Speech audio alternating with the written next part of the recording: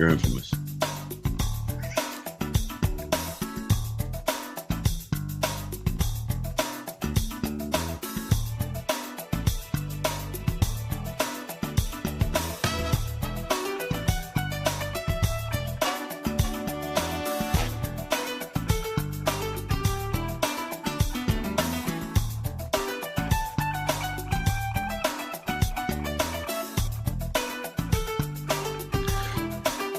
Hello and welcome to episode 2 of the Big O Show with Orestes Destrade. I am your host, JP Peterson. Welcome into another edition. We're going to talk some Rays baseball. We're going to talk some MLB baseball. We're going to talk about the playoff race. A little bit of everything. A little bit of everything. What's up, Big O? Hey, How we doing? We're going to start this. So, I went outside. Let me go outside, come back in, start all over again. Okay? Mm-hmm. That's what we did. But no, listen, I had a fantastic weekend. Hung out with you in the Bucks game.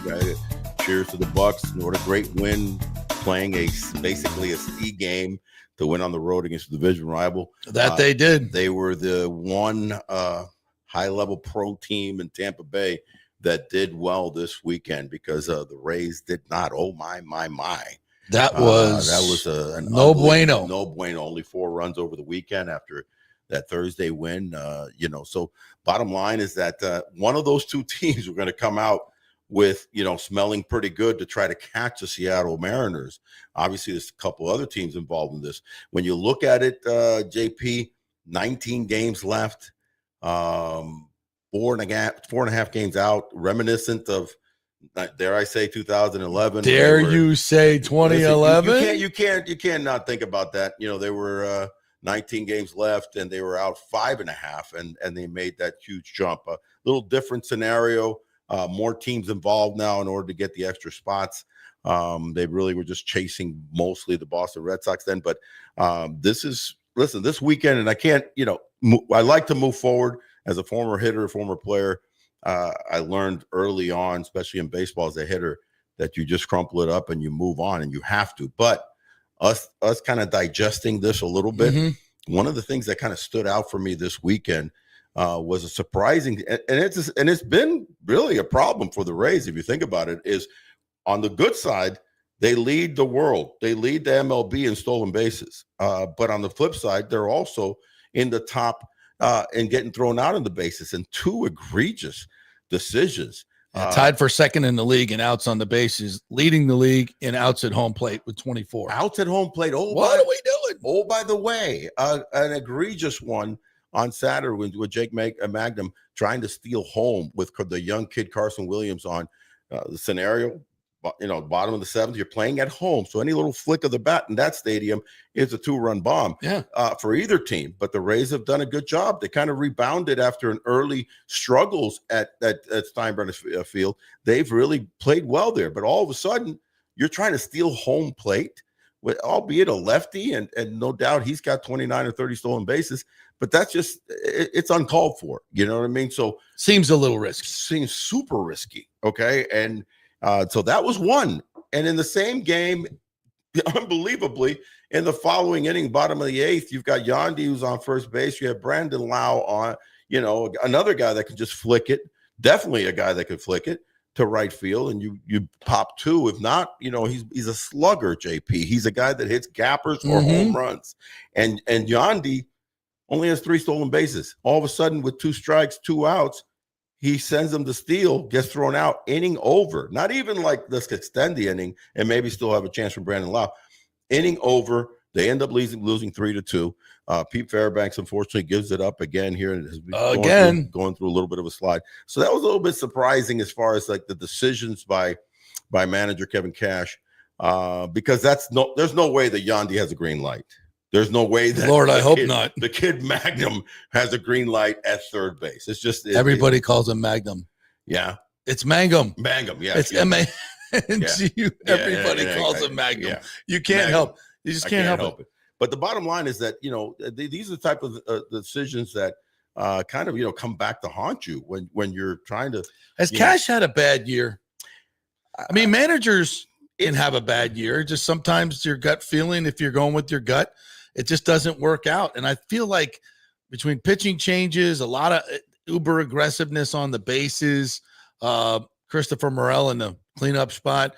I mean, there's a lot that you could just go back with. And, I still think Cashie's one of the best managers in the game. I still do. But I think he's had it. Can managers have a bad year? I mean, listen, managing, head coaching at any level of the professional ranks, you're dependent on the talent that you have, Sure. the roster that you have, the injuries that you have, the health that you have. So the bottom line is that he's had a lot of injuries, especially to the pitcher, it really has not been a good year for the Rays as far as coming out of the pen. Right. And now you're seeing even Fairbanks kind of struggling late in the season right now when you need him at most. Ucetta's been fantastic. Second half been just, lights out. Clevenger finally had a little bit of a hiccup. A little bit. But other than that, he's been lights out. But it's been a tough, year to who to throw out there, especially to close out games. I'd say that I give him a mulligan because of the fact that he's made so many great decisions. Yeah. But I think he's trying to, at times what happens is that you end up over managing a little bit to try to create some runs. And when your offense just isn't consistent. When your offense only consistent with really 3 guys. And it was 4 with Aranda out. All of a sudden you're putting all the pressure on the kid junior. You're putting all the pressure on Yandy, who's been incredibly consistent. Pretty much, after a little shaky first month, he's been, I think, one of the MVPs other than Junior, obviously, with his 40 plus 103 RBIs. But it's just not enough. The lineup's not thick enough. It's not thick enough. So, so here's stealing bases, here's trying to steal home and trying to create some other runs. I think those 2 were definitely ones he'd like to have back. Yeah. Yeah. So, and that's kind of what I said the other day was just, I think that the Rays just haven't been consistent enough. When we talked about, well, do they have a chance to make the playoffs?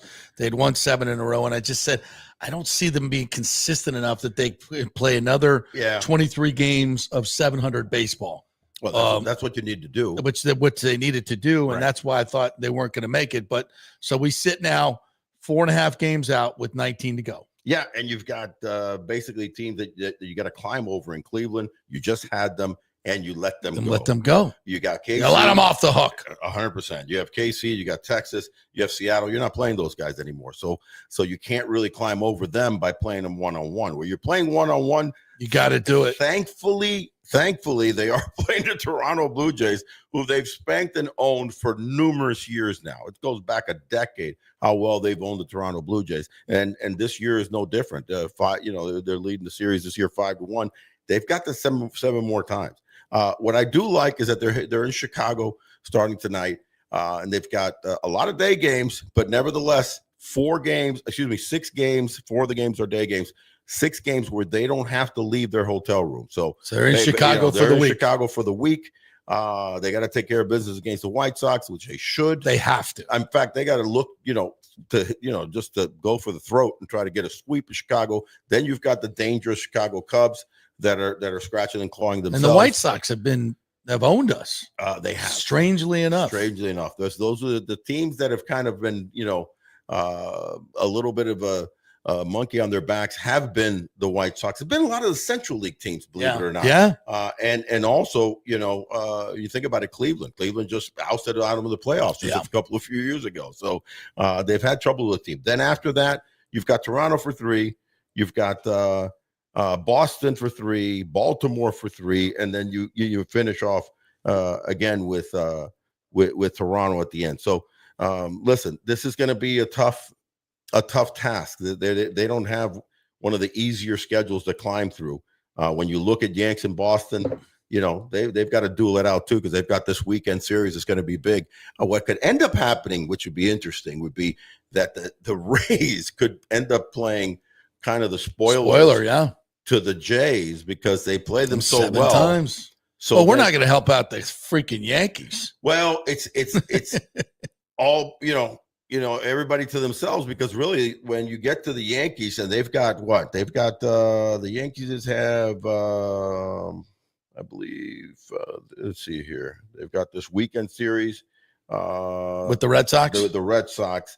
And also they host the Tigers. Oh, and then Boston, and then they finish up with the Athletics. But The Boston finished up the Athletics. But the bottom line is that they're going to end up going head to head while the Rays are playing the Jays. So one of those two teams, hopefully, is going to, it's going to jump up and maybe get a chance to catch up with the Jays if the Rays take care of business as they have for so many years. So just in general, especially against the Guardians, when you needed it most, they won the first game. Yeah. And then they score 4 runs in 3 games. Parker Messick, former Seminole, former Plant High. You like that guy. Or Plant City High, sorry. This is twice that he's done it to the Rays down the stretch. Yeah. Where he's, another lefty that puts it to him. Wow, talk about an albatross. Lefties have just killed us. Just killed, but it's kind of been around for a while that they've been lefty heavy in their offense for a long time, and they've always been trying to look for that other big power right-handed bat. They found it in Junior, and after that, really, it's Yandy, and then you kind of hit or miss the rest of the lineup. So a lot of strong, powerful left-handed hitters, but guys that are just don't do well against lefty starters. So that's been a problem, no doubt about that. But listen, it's not over yet, but it's not looking pretty good because of all the guys that you got to jump over.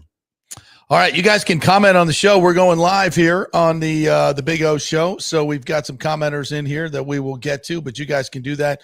You can do that on X at the JP Peterson show and at FanStream Sports Tampa Bay. You can do that at YouTube as well. If you want to watch us on YouTube, that's FanStream Sports Tampa Bay. And also on Facebook at JP Peterson. So you can do that all those different places. And you can comment like Mike H is doing. I have a specific question from him. You want to answer this for us? By all means. It's kind of off topic, but I think it's kind of cool. Orestes, have you ever gone back to Cuba? How about Yande's story, getting caught several times and going to prison multiple times trying to escape Cuba? Well, and he's one of several. In fact, I interviewed many years ago when I was ESPN and Baseball Tonight, Kendrys Morales, the great Cuban player, switch hitter, played for quite a few years. And he got caught 7 times. 7 different times he tried to escape during different Pan American games. Anytime that they were jumping around and playing he would try to defect. And he was caught. And I remember interviewing him and asking him what would have happened if he got caught again. He goes, there would have been an 8th and there would have been a 9th because he was determined to get out. I came over when I was 6 years old. So, my parents were fortunate enough through fake visas and whatnot to get to Mexico, defect to the U.S. consulate there. We had an aunt and an uncle that. Do you remember that? Well, I was 6, so I remember totally. And we spent a couple of months in Mexico waiting for the proper paperwork and visas to come because we had family members that were petitioning for us. And we did it all legally, and we're able to come over and start, our lives in this great, incredible country. And then as my growing years came on, and then baseball kind of took over, by my teens and signed with the Yankees at 19.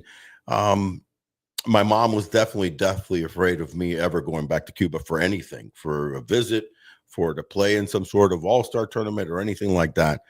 Because she thought that they would try to keep me, and I was too. So I've never been back. And the closest that I came was back in 2016 when the team went back, and I actually was narrating and did narrate a documentary from Fox LA about Cuba and baseball.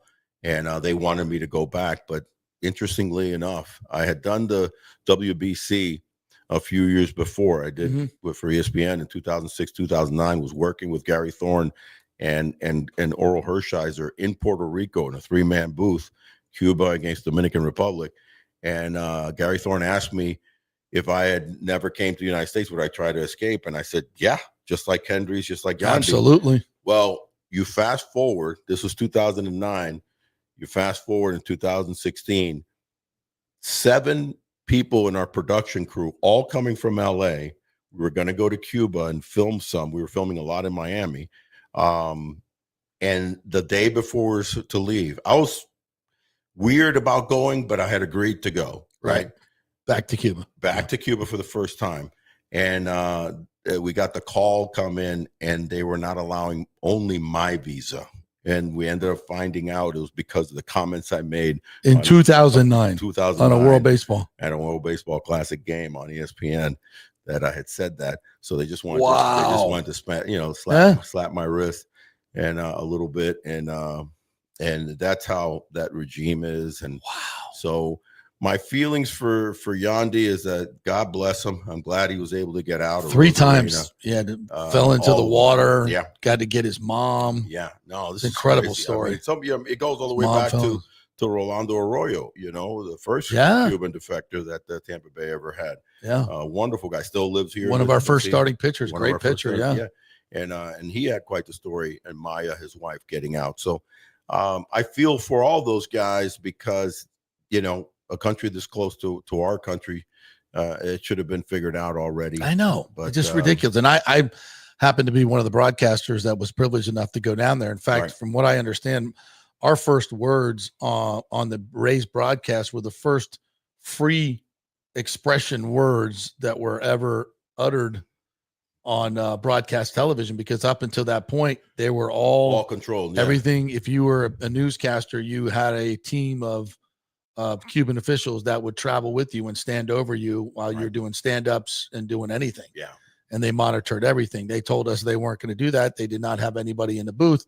Although my guess is they were probably listening. They were around. 100% they were listening. In fact, we had our own booth in Puerto Rico, obviously, and they were listening. They were listening. And it was in English. But no, listen, without getting too political about that situation, but I think that that hopefully in the coming years soon, and my belief and my thoughts of going to Cuba for me is when I hear that Raul Castro, because for me and my family, the culprits of that are the Castros. So with Fidel, finally passing away, which I think took a couple of years for them to admit that he had died. Right? Probably. Yeah. And now Raul's kind of not been seeing a whole lot. Who knows what's going on with that? But they know the power in him when he passes away. It's going to be dramatic. So that's the important part for me. Once I hear that he passed away, I'll probably be going over there. But that needs to change and hopefully change soon. All right, we'll move on to some other stuff, and we'll start with Rays ownership. Just to wrap it up, do you think the Rays are cooked now? I think that now it's a much longer chance. We said it on Friday. They needed to play 700 ball.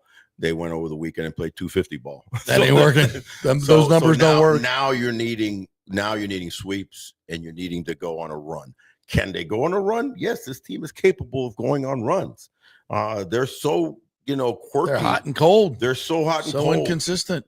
Listen, the two Jekyll and Hyde teams in Major League Baseball, I feel they've been several throughout the season. Yeah, but really in the American League, I think it's been the Rays, no doubt. And then in the National League, we're going to talk about them a little further here when we talk about the NL West. It's been the San Diego Padres and how weird of a season they've had. Yes. They've had runs that have been fantastic, and they're in one right now.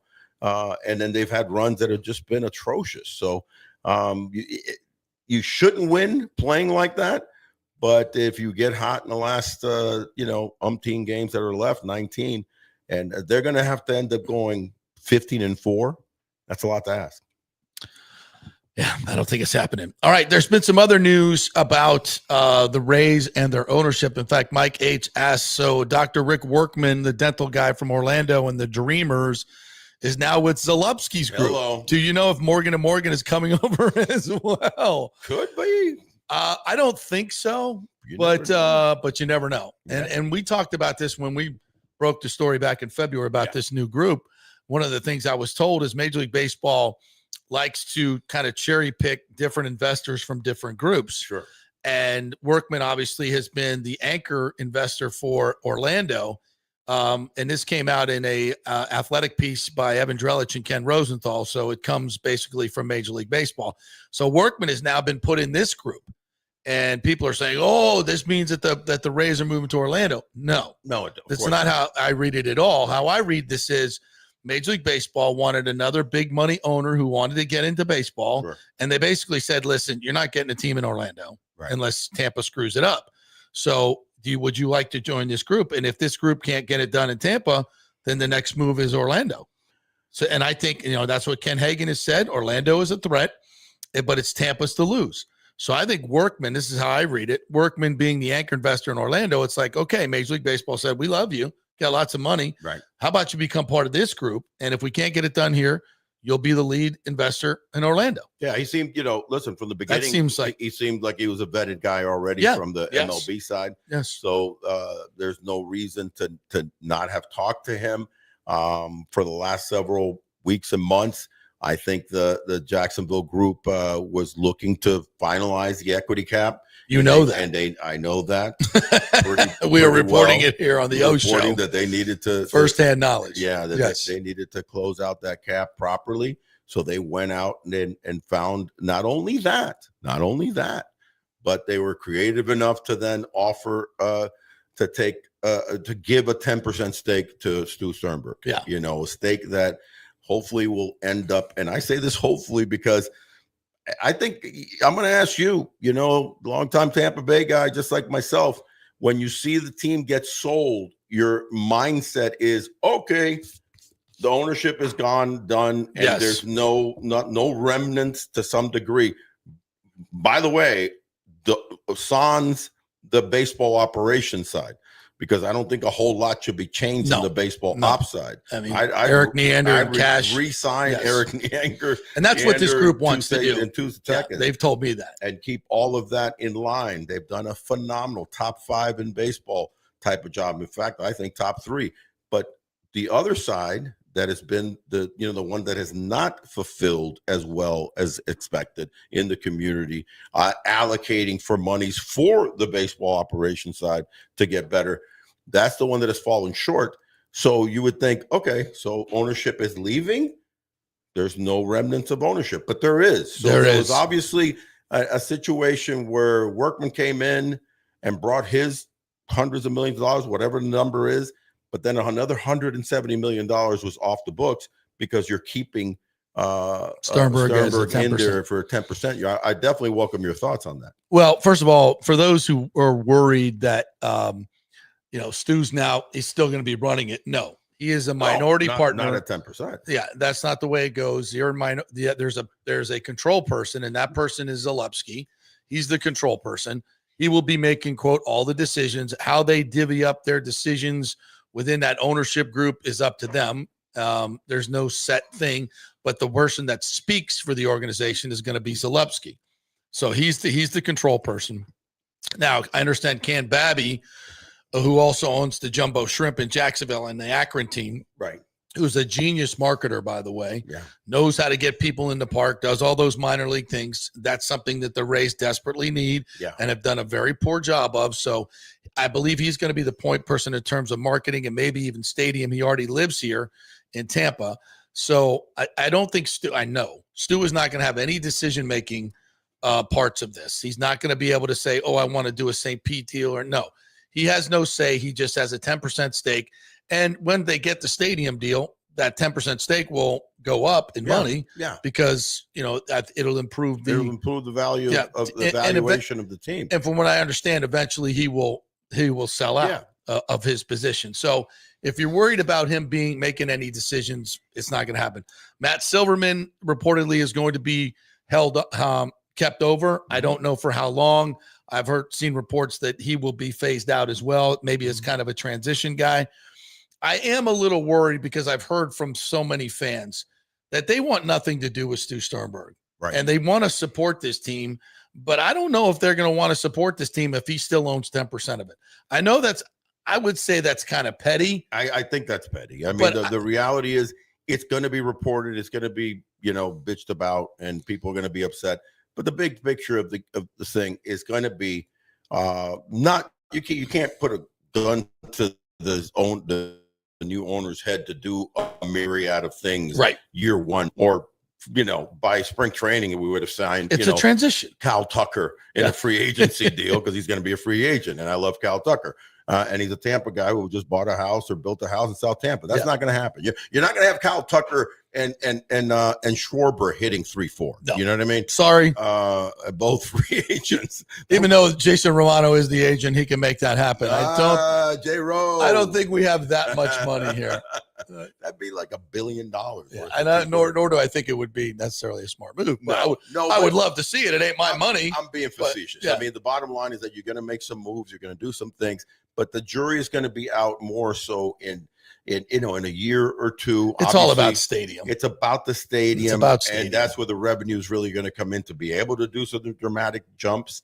But you could still do some other things when you linger the little, scenario of Stu, quote unquote, still being around. No. And you're gonna have the petty people. You can still jump off the bat. And I think by this spring, do some other things that are going to, like you mentioned, Ken Babby. Those are the kind of the things that would be creative that put out to the people and say, hey, we're going to do this different. We're going to do this. I think it's actually a good thing. And I'll tell you why. Because that's $170 million that can go into the stadium. Sure.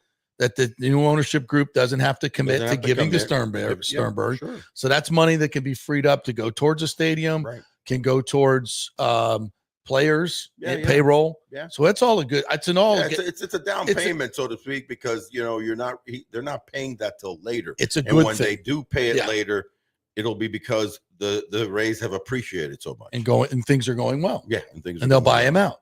And they'll buy. That will happen. I hate making blanket statements, but I thoroughly believe that within a few years after that stadium scenario is set up, done, built, that'll be the phase. So think about that. So I think it's a good thing overall. He's not going to have any say in anything. So don't worry about it. The interesting question is, where is the stadium going to be?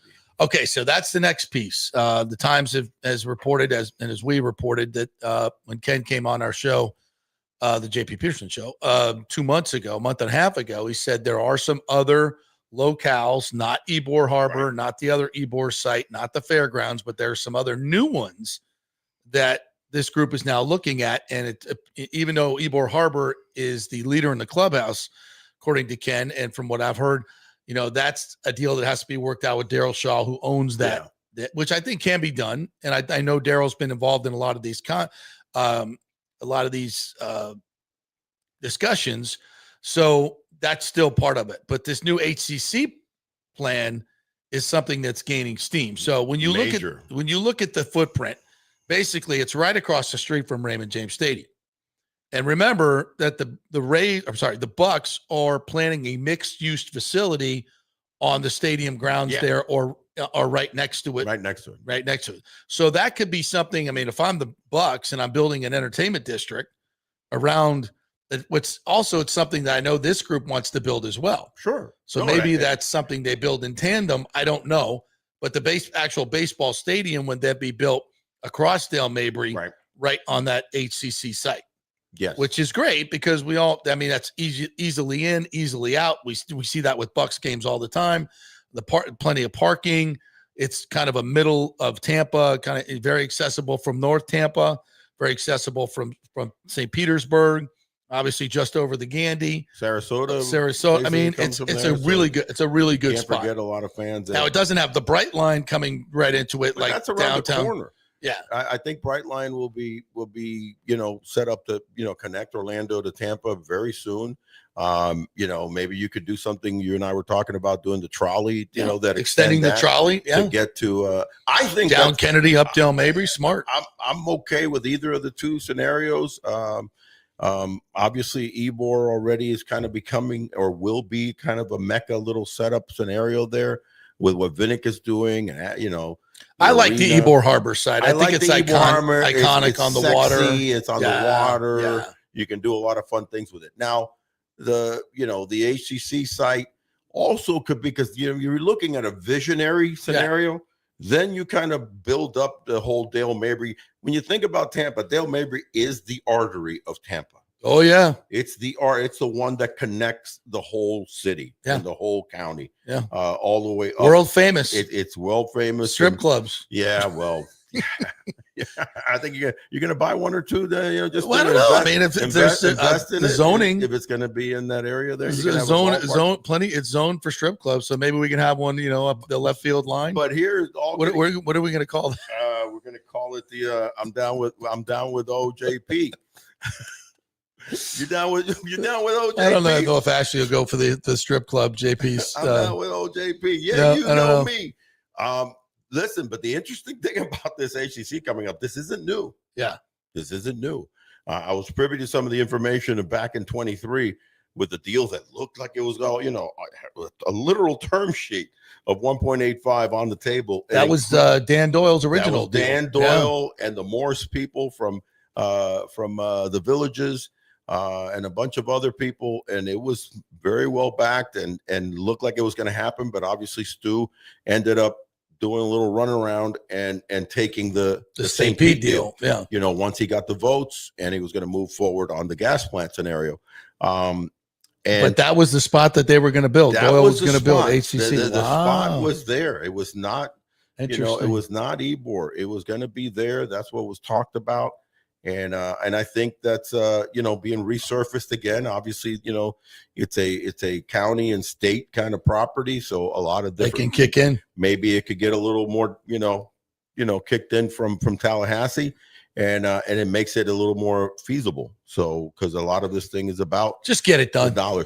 Bottom line, get it done. Just wherever get it done. It's going to land. Here's the thing, JP. Wherever it's going to land, they're going to build around it.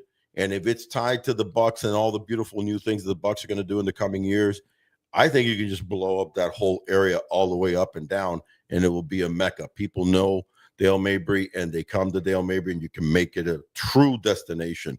So that could be fine. I'm cool with that. Just get it done. Just get it done. That's all I want to see. Get it done. And I do think this is all progressing.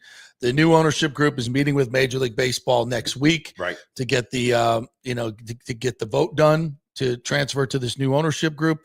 And again, this is Zalewski. This is Dan Doyle's involved. Yeah. Fred Ridley is involved, who's the chairman of Augusta National. You got a lot of really well-connected people. Ken Babby, who has this great experience in marketing. That's huge. That's huge. And then you have Zalewski, who's going to be the control person, who I think is very much a consensus builder and is going to be using a lot of this talent that he has within his ownership group with Ridley and Doyle here locally. Right. And to bring everything together to get this stadium done.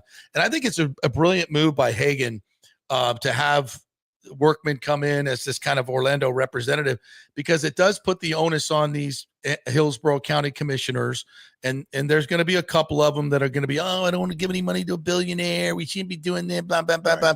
And it's going to come down to, okay, you either make this happen in Tampa or it's going to go to Orlando. And you don't want that on your resume. Yeah, no, long term. It pretty much rules out to some degree the contrarians out there, the ones that are just always wanting to, I don't know if this is a good deal. Listen, it's a good deal. Yeah. This is what MLB wants. This is what Tampa Bay wants. This is what's needed. We definitely don't want to see a situation where Orlando jumps in there, but Workman coming in does add a little caveat, a little twist to this thing. I will say this, the one big thing that I want to see once, the transfer is made as soon as this winter into next year, is to just get heavier in the community and heavier in spending dollars and doing things. I've said it many, many times, the Vinnick and their fine organization. Water Street. Glacier. And it's not just Water Street, and it's getting out further, because you have to spend dollars to get out in the community and donate more and build hospitals and do, other work. What the Glazers and Vinnick is not. Yeah, connect with the community. Connect with the community. Which Stu never did. At a greater level. That's all there. By spending dollars to give back. Now, I've said this many times. The Rays' brightest days are ahead of us with this new ownership group. That's a great point. We've never done it right. St. Pete was great to get the team. Troy had our Tropicana field, but it was always a bad location and a crappy stadium. And it didn't inspire anybody to go to the stadium. And then you had bad ownership, so nobody wanted to support the owner. So now we're going to have beloved ownership, a stadium in the right place in terms of location that's more accessible to the masses, and what's going to be an iconic stadium where people want to go and be inspired by. All those things there's three things we've never had. Right. And so when people want to dog this market, oh, they don't show up, their tenants, blah, blah, blah. It's because, well, let's do it right for once. And I think that's why and you're going to have an ownership group that's going to pour back into the team instead of putting it into their pockets. That's key. I mean, that's it, that we're going to finally do it right. Back into the team. Oh, by the way, on the left side of the infield, you've got two superstars, in the making, I mean, let's not get too, giddy or carried away with Carlson Williams, but this kid's got a lot of talent. This kid's got a lot of potential. And then you could be secure with a 22 and a 20, both 21, 22-year-old players for the next decade. They used to have all-stars at second and first. No, they're a little older, but I mean, if you want to go out and go get some monster power hitting first baseman, I'm not saying anything against Jonathan Aranda, but he's not a 40 homer guy. No. You need to go get a power hitting out left fielder, preferably, and then add some hammers in the mound. But this team is ripe for excitement for a lot of years. I think it's a really set up to have a great run here coming up. A couple other questions coming in since we're live. Let's take them. But that was a good question about Yandy. I appreciate it from Mike H. Thank you, Mike H. Michael LaRue, good morning to you. Good afternoon to you. Says the Rays have always been a bad base running team under Cash. It was so much better under Madden. This whole contact play at third base drives me crazy, and we lead the league in outs at home with 24. Yes. What do we do this for? It just drives me nuts. And stealing, to your point earlier, stealing home.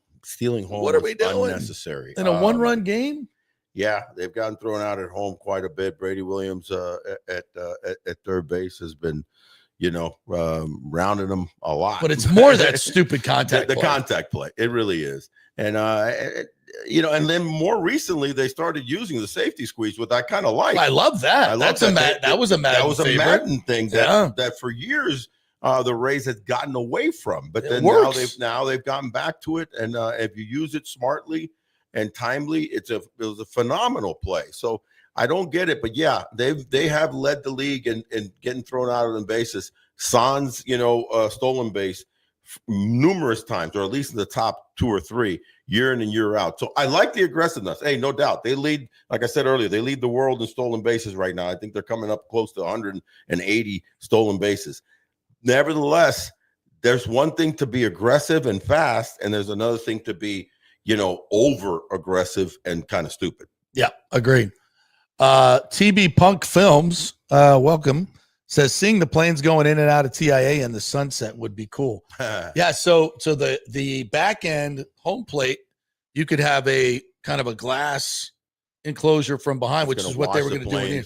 So that would look out over the bay and TIA. Planes taking off, I believe. Yeah, well, planes taking or coming in, whatever the wind blowing. Yeah. But you could, that would be, and then so that was what you would see out the back end. Yeah.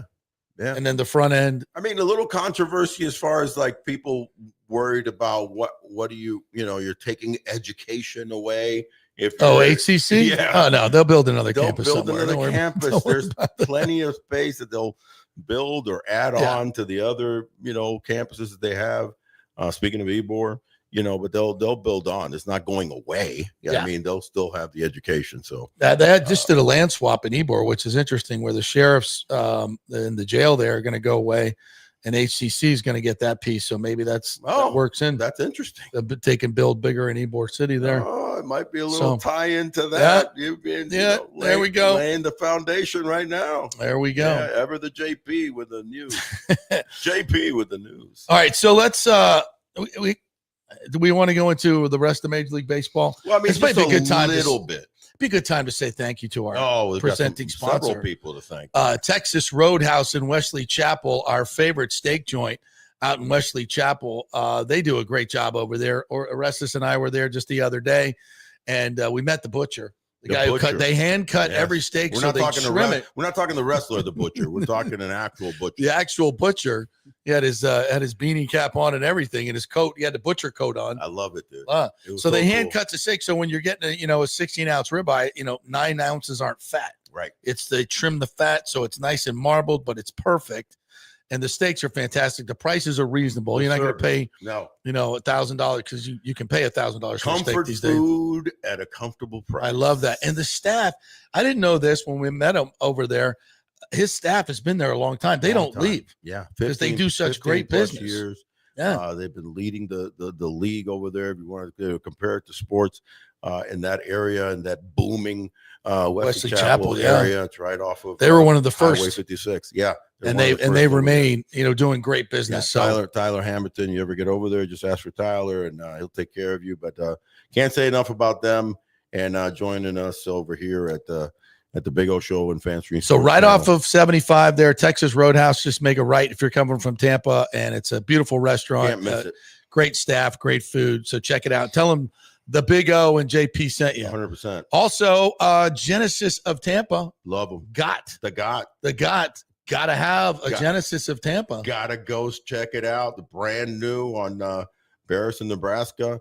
You can't miss them right there too. And the thing that I love, other than the fact that it's an incredible product. I mean, it's in that upper echelon product for insanely good cars. Insanely good cars, year in, year out, and what they've done here more recently. But also, it's what they've created, and that being Mike Murphy and the Murphy Auto Group over there is quite the experience. It's a different car buying experience when you walk into that dealership in the showroom.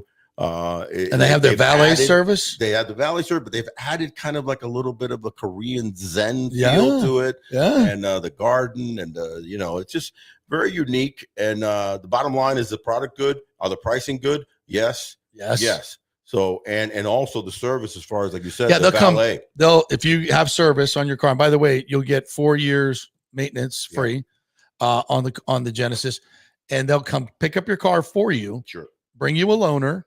And then when they bring your car back, it's nice and clean, and they'll give you a trade offer for your car. So you never have to leave the house whenever you need service. Yeah. Or the office. But hey, I'm going to add one. That's awesome. One more little, this is just a personal little plug to some people that really took care of me just yesterday. So I love Murphy Auto Group, and I ride around the 2025 TDR truck, the Tacoma, the Toyota Tacoma, and I love it, man. But the 5x4x4, right? It's a beast. It's a monster. If you want one, go to Haines City Toyota and Murphy Auto. But that's not what happened. Was I was moving some stuff, and I was in a gravel road, and I hit a big nail, and I'm going, oh shoot, I got to get this patched up. Found these people, man. I gotta promote them. Lobo Tires off of Highway 54 and the Veterans right there. The Suncoast. As soon as you get off, go to the left. Can't miss them. Lobo Tires. Speaking of Cuban, it's a small little Cuban family. A mom, a dad, nice, an uncle, and their son running a great shop over there, and they take care of you. So if you're wanting tires, Lobo Tires over in Odessa, man. God love them. And Haines City Toyota, if you're out that way as well. No, Haines City is the Mac Daddy, bro. Forget about it. If you were looking for a miracle, go to Miracle Toyota. And also Kingmakers Tampa, where we're coming to you from. Kingmakers, this is a unique spot in Midtown Tampa where you can work and play. We've got some private offices for you here that you can use. We have a really cool and stylish conference room you can use out there. And this studio here, too, comes with the Kingmakers Tampa membership, and we have a golf simulator, a sports bar. It is the ultimate man cave and the ultimate satellite office for you. So go to kingmakerstampa.com and file and go ahead and sign up for a membership right now. Find out what it's all about. The Big O will give you a tour if you come on over here. They'll give you a personal tour if you want to become a member. And folks, these memberships are limited, and we're just opening it up to the general public. This place is brand new, so get on it, get in it. It won't last long, these great offers. So check it out at kingmakerstampa.com. All right, let's talk some Major League Baseball, the other playoff races. What are you seeing? Well, listen, the crazy race, obviously, right now is the Dodgers and the Padres, man. You know, they're separated by one game. When you look at the rest of the National League, obviously the Mets have just fallen off dramatically. So Philly fans are sitting really, comfortable right now with an 8-game lead. Obviously, the best team in baseball, surprisingly, but honestly, has been the Milwaukee Brewers. Obviously, they're taking care of business and up by 7.5 on the Cubs. So bottom line, it's a wild card race over there. You got San Francisco Giants have been playing fantastic baseball for the last couple of weeks. Obviously, Devers has woken up. Everything's going good for them right now. So they're 3 back. But the craziness is the Dodgers and the Padres. Both teams that have been Jekyll and Hyde this year, more the Padres than the Dodgers. The Padres' offense has been so sputtering. Their pitching has been pretty damn strong, and their bullpen is sensational with the kid Suarez, holding up. Though Adams, ended up hurting himself and going to be out for quite a while with the quad tear. But when I look at the NL West finishing 19 games, the Padres have the easiest trek on this thing. They're in the middle of hosting Colorado for 4. If I'm not mistaken, it's Colorado for 4, and then they've got where are we at here? Let's see. No, they got to finish up with Cincinnati. Then they got Colorado for 4. Then they've got the Mets. Then they got the White Sox. Milwaukee at the end in the last week, which Milwaukee by then probably would have already have clinched. So they're going to be resting guys. And then the Arizona Diamondbacks. So I think they have a much better trek to try to take on the Dodgers. Because, really, if you think about it, the Padres have been a team for me that have been severe underachievers for the last several years. Talented, all get out. But for some reason, they just kind of come up short every year and year out in the playoffs and trying to get themselves to the World Series. So I think this might be the year if they can hold on and take care of business and get that seed and win the division. The Dodgers, listen, another weird game. We'll talk about it. And oh, by the way, these guys almost had another no-no in 2 and 3 days. How about that? That was weird as hell, bro. But they're sitting over here playing the Colorado Rockies now. They won last night. They got the Rockies the next couple of games. Then they got the hot San Francisco Giants. Then they've got the Phillies, who are limping a little bit right now, but are always tough to beat.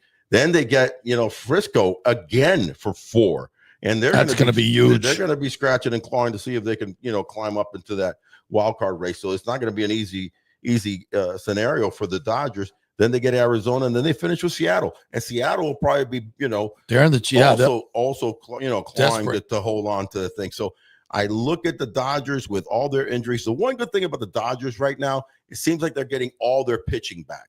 When they had lost Blake Snell for most of the season. Glass now, Snell is back now, throwing real well. Surprising, the old man in the sea. Kershaw's 10-2, bro. How about that? 10-2, and pitching by like $7 million a year. Yeah, it's a bargain. And throwing well and mixing it and matching it now, because obviously he doesn't have the overpowering fastball, but he still has an incredible curveball. Dropping in that 68-mile-an-hour curveball every now and then. I tell you, and that funky little motion that messes everybody up. So the bottom line is that I kind of like the Dodgers. They've got the pedigree of experience of winning a couple of World Series in the last few years. Yeah. So it's gonna. The Rays fans will just really enjoy watching Glasnow and Snell just start games 1 and 2 for the Dodgers all the way through the playoffs. Yes. I'll just really watch him just shutting people down. Kirby Yates coming in. That'll be fantastic. Be great. Can't wait for all that. For all that to happen. But all right. But that's an exciting race down to the wire. I think for baseball purists, the NL West right now has been. It's going to be fun. Yeah, a lot of fun. All right, let's. We do this at the end of the show. We call it. Oh, by the way. The other stories that have popped up in Major League Baseball that are fun to talk about. So what do we got? Well, listen, let's stay on the Dodgers bandwagon there. In 3 days, they've had 2 close no-hitters. The one, obviously, has already been talked about, just a couple of 3 days ago. That was a Yamamoto throwing a gem, 10 strikeouts, goes into the 9th inning, 2 outs. He's got a 2-1 count on Jackson Holiday and Andy Pages. I'm still kind of suffering through the fact that he, gave up on that ball. But bottom line is that he did home run, but not just home run. They ended up losing that game. You're talking, they're only up by a game on the Padres right now. So they lose that game up 3-0. They end up losing that game. And the tandem that end up giving up is Trinan and Tanner Scott come in and give it up. Lo and behold, a couple of days later, you've got Glasnow goes out and throws 105 pitches. They have him because of his injuries and his arm. They had to pull him out. Yeah. So he's on a pitch count. 7 scoreless, no-hit innings. He has to come out. Trinan comes in again, gets 1, 2, 3. Unfortunately, Tanner Scott gives up a leadoff double, but then he does shut down 1, 2, 3. So they almost pull off 2 no-hitters in 3 days. The last no-hitter, excuse me, this is season they have had no no-hitters this year. The last time there was no no-hitters, when? 20 years ago. 20 no-hitters in a season. In a season. So 2005. The Dodgers lead the world in no-hitters with 23 under their belt. So that was, I think, pretty fascinating. That's cool. All right, so for those of you who don't know, Orestes Destrade, Japanese legend. Yeah. So we're going to keep you up to date on the Japan. Not only is he an Emmy Award-winning broadcaster, not only was he a broadcaster for the Rays for 12 years, winning Emmys, also ESPN, played with the Pirates, played with the Yankees, played with the Marlins, and is a legend in Japan. So what's our news in legend Japan? in my own mind? No, you are now the interesting one is just Shota Imanaga. He's back on track. He's been injured with the leg injury this year. Threw real well the other day. What I found curious about Shota is that check out this stat. Shota has 200 in his 2 years in the big leagues, 271 strikeouts, only 51 walks. Only 51 walks. That's almost a 5.5 strikeout to walk ratio. That's like phenomenal. That's insane. That really is incredible control. Here's the kookiness.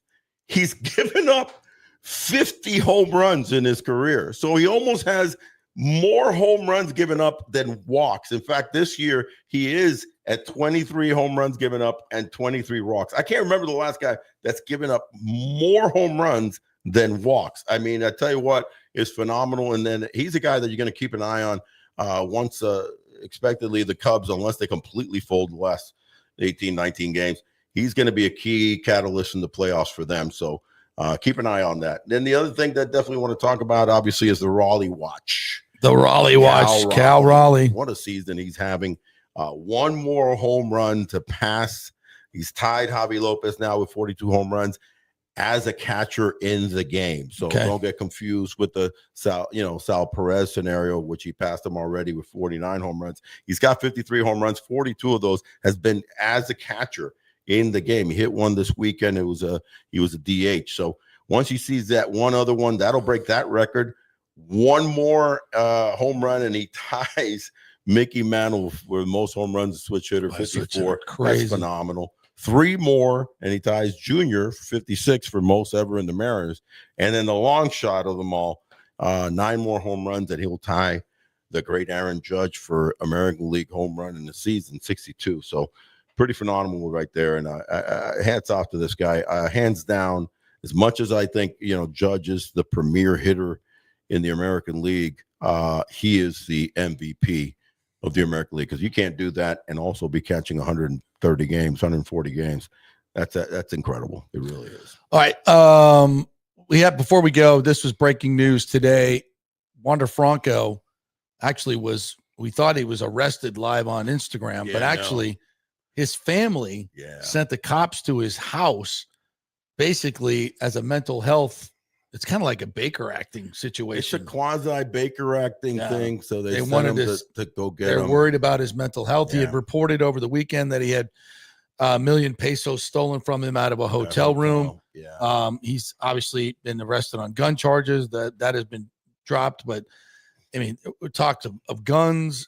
Obviously the incident with the mind. There's a lot going on in Wander's life, and now his family's basically having a Baker act. What a tragic story. It is a tragic story. So many things. Obviously, the main one being the incredible, scenario of him deciding to have a relationship or, with a 14-year-old. Having played in Dominican Republic and know that I've seen it by other players over there. I'm not going to close my eyes and say that that's not part of their culture. It's still inexcusable. Yeah. And beyond inexcusable, here's the crazy thing. It's unnecessary. Yeah. Because you have 18 and older women throwing themselves at you all over that country. So it's really kind of just predatory. So I unfortunately I have to kind of like, be kind of like you're getting what you asked for or what you did. Now, The reality is that he wasn't the greatest teammate, JP. Mm-mm. He came up listen, I remember parking into the Rays lot where our production crew could park, and along with the players and everybody. And this first game in the major leagues, he pulled up in a big old Rolls Royce, and that's fine because he got a big signing bonus. But it just seemed like he's already had been there forever, and the cockiness and the arrogance that was exuding. This is definitely a scenario of like getting slapped down for being too big. As far as his talent was as big as you get. Yeah. And here's the irony, talking about the Cleveland Guardians and their perennial all-star player, Jose Ramirez. You know who his idol was, Wander Franco, growing up? Jose Ramirez, from the same town of Bani, Dominican Republic. Same hometown, switch hitter, power, speed, right? Mm-hmm. Jose came up as a shortstop, got moved to third. Same build, kind of. Jose's a little pudgier, a little shorter, but same build. So everything, when I talked to Franco, was about, I want to emulate and have the career that Jose Ramirez is. And everybody thought he was going to go beyond Jose Ramirez. Yeah. You know what? Jose Ramirez has stayed on the straight and narrow. Jose Ramirez is 32 years old and still killing it and kicking it in the major leagues, making a crap ton of money and being the representative of Bani, Dominican Republic, and the Dominican Republic country, as well as hardly anybody that's playing in the major leagues. He's such a very good human being in the community. They love him in Cleveland. It's a tale of two different type of players from Bani, Dominican Republic. One really wasted talent. He was Wander came up, got too big for his britches early on. The arrogance, the cocky, all that rubbed everybody the wrong way, and eventually he gone. And listen, in all sports you see it. You see it in the NBA. You see it, in, not so much in hockey. Kids just can't handle the money, the fame. You see it a lot in football. We can't handle it and been coddled.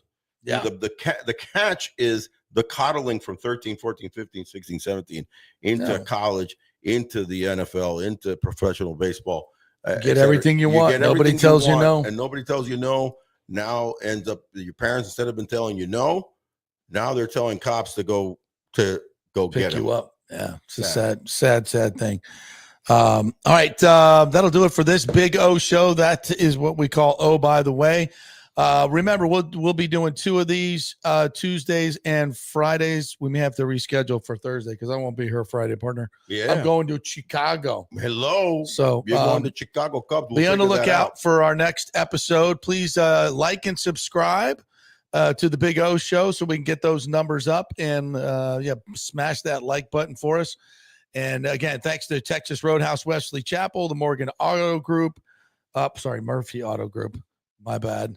Kingmakers, can't read it sometimes on my screen. I can't see shit. Thank you guys for and Genesis of Tampa for being our great sponsors. We will be back. Yeah, we sure we'll be back, and we're going to be talking about games. So listen, enjoy the games. Stay tranquil and tropical, baby. This has been the Big O Show. See you next time.